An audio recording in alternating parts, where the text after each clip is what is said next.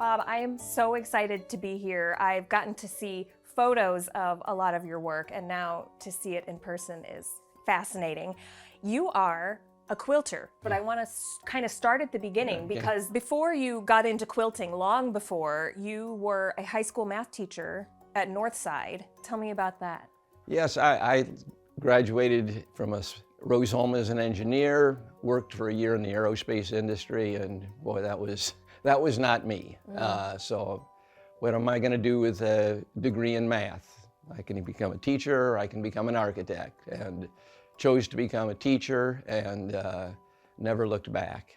I taught in Illinois for a few years and then came to Fort Wayne, started at Northside in 1970, and 2005 left. One of the toughest decisions I ever made was to leave Northside, but I did, and it was a wonderful ride. Enjoyed teaching, loved teaching. Would you have believed during all those years of teaching that you would apply mathematics to quilting? Absolutely, absolutely not. Carolyn, my wife's a quilter. Her mother was the consummate quilter. And probably, I'm not even sure what year it was, 2000 or so, I found a book about teaching math through quilts. It was just paper quilts. It was not cloth quilts. It was paper, but making quilts. And I said, gosh, this looks like fun. So I made a few in my classroom. And then I went down, we were down visiting Carolyn's mom one time, and I said, Millie, show me how to quilt. So the first thing she did was, well, you spit on your finger and wrap the thread around it. Here's how you thread the needle. I knew nothing. She put the right sides together. How is this all gonna work out? Yeah. So I did that, and I made a bunch of quilts, little wall hangings by hand, and they were all very mathematically headed that direction towards math. And then it just got out of control. I would go on the internet, and there's just tons of quilt blocks, and I said, well, I like that one, and how can I make a quilt, a complete quilt out of this? So I started quilting. First quilt was a proof of the Pythagorean theorem. It's about this big. And the next one is a quilt that involved the Fibonacci sequence, the logarithmic spiral, and the golden rectangle. But anyway, so I did by hand. I did a full-size quilt by hand. Wow. And I mean, it fits on a bed. My wife said, Bob, you've got to learn to use a sewing machine. Yes. So she taught me how to use a sewing machine. And it's been just a real journey. One of the ironic things was for her, one of her big birthdays, we won't say which one. What do you want, Carolyn? Well, I'd like a sewing machine, a good sewing machine. And so I bought her that very nice sewing machine. And I've used it 99% of the time. She's barely been able to get out. That one is the greatest gifts I ever purchased anybody. Yes, quite an investment. Oh, it was wonderful. Paid off. Very much so, yeah. So when you talk about finding blocks on the internet, tell me what that means. Is it like, can you liken it to a pattern, a sewing pattern, or? Exactly. I get my inspiration from blocks that I find on the internet. I've got one, and they'll show you a block, and here's the size, different colors. I'm colorblind, which has created some issues. But whenever I go to the quilt shop, my wife goes with me. She's in charge of finding the colors for me. I'm a Frank Lloyd Wright fan, and one of my daughters-in-law sent me a picture of some Frank Lloyd Wright wallpaper. I said, I think I can make a quilt out of that, which I did. And Carolyn and I were down at the Allen County Courthouse. I said, Carolyn, look at that floor. Wouldn't that be a great quilt? Take a picture of it. So she took a picture of it and brought it home and made a quilt out of it. Okay, you are making this sound easy, and I know that it's not. So let's talk about the Frank Lloyd Wright wallpaper, for example. Okay, so you see this piece. What happens next? As Carolyn says, oh no, he's got the graph paper out again.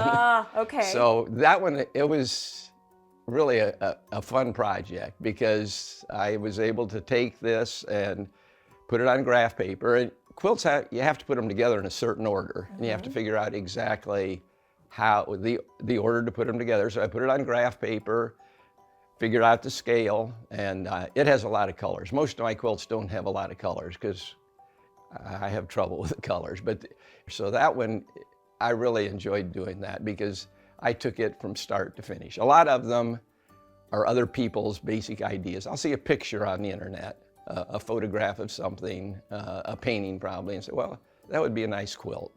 And then there are quilters that I've come across on the internet that we're on the same page. The latest one, found a woman that if you send her, she lives in France, which just amazes me with the internet. She lives in southwestern France.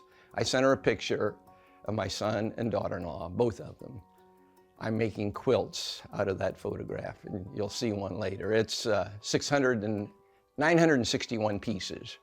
I saw a photo of it. I can't wait to see it in Some person. of them the size of my fingernail. Yes. You put it under the sewing machine and 2 stitches and you're done.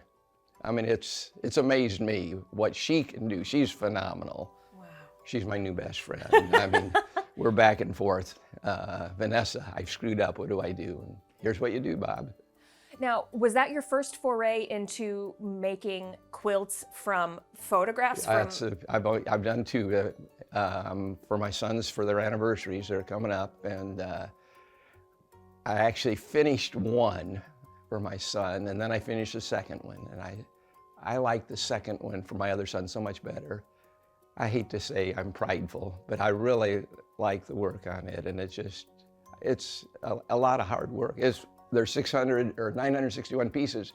I stitch one, stand up from the sewing machine, iron it, trim it, get another one, sit back down. That's 961 times I do that. No wonder you're so fit. Yeah, exactly. Okay, so you start with the graph paper. Yep. Or when you work with Vanessa, does she send you? She sends me, I've got 28 pages of pieces that I have to download, print, cut out on tracing paper, and that's a technique called paper piecing. Okay. Where I actually put the piece of paper on the material and quilt right on the lines that she's shown me. Okay. And on that one I consider myself a craftsman, not an artist, because it's a craft and it's time consuming and precision and frustrating. I mean, last night I was working on it. I had 13 pieces and I had a little piece done, went out to trim it, trimmed it wrong. 13 pieces, an hour's work into the wastebasket. Oh, Bob. I put the wrong color in a piece, and if I find out right away, I can rip it out. But if I've done 15 pieces after that and it's back there, it's just set up, you can't rip it out. So I talked to her about that. Vanessa, I can't find this piece here. She's just easy to work with. So yeah, you make a lot of mistakes. And I've become very friendly with a ripper. I call it Jack. Jack the seam ripper. I love it. Because I've ripped out how many seams. And but I just know, here it is. What are you going to do? And a lot of things is, how much error will you accept? I mean, when I look at like this quilt over here, my eyes can go right to a mistake. Oh, I was just going to say, there's no, Yeah, I mean, you wouldn't. And that's one of the things I've learned during this is how to accept a compliment. Because like you would say, oh, that's wonderful. And my first reaction is, oh, but you see that. But now I know, thank you, Emily. Because I just look at the worst. I know where the mistakes are. Sure. But overall, it's a good looking piece. Yes. I was looking, as I mentioned, at some photos of your work, and one of them is the woman's back. Yes. I'm so taken with that quilt. It's just beautiful. That's why the internet is dangerous. Because that's where I first met Vanessa. Okay. She has a website, Modern Quilt Patterns, and I went in and found the black nude. And I said, boy, I've wanted to do that. My wife and I love to go to art fairs, and we don't need anything, but we just love to see the creativity. And people would say, well, why are you going? Well, we're looking for a tasteful nude for our bedroom. And we never could find a tasteful nude. Yes. So I ended up creating one. And then that's when on Vanessa's website I saw that she said, send me a photograph and so that's kept me busy for the last year. I can imagine. Tell me how you have grown as an artist and a craftsman through this process. Well, perfection's highly overrated. That's one of the things. I wanted to be perfect, and you can't be. The number of times that a corner came together and it wasn't quite right, I would rip it out and re-sew it. Not any better than it was the first time. So I've learned that, hey, that's good enough. Let's just move on. Yeah. And the first time I got the pattern from Vanessa, I looked at it and said, I can't do this. And then I just said, well, Carolyn's always told me, break it down into small pieces. And that's what Vanessa does. So it has given me confidence that I can do things. And I would see a piece just so small. How can I do that?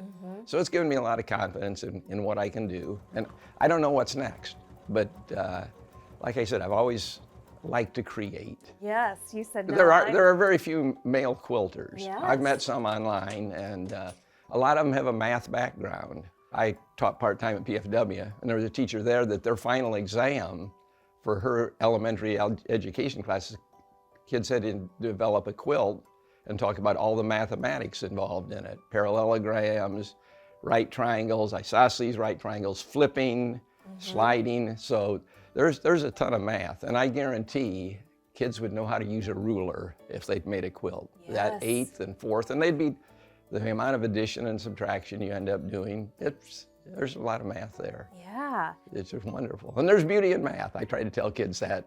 Try to Yeah. tell the friends we go out with for dinner, and they roll their eyes. If you had told me, especially in high school, that there's beauty in math, I would not have believed you. But now, seeing Okay. your work, I absolutely do.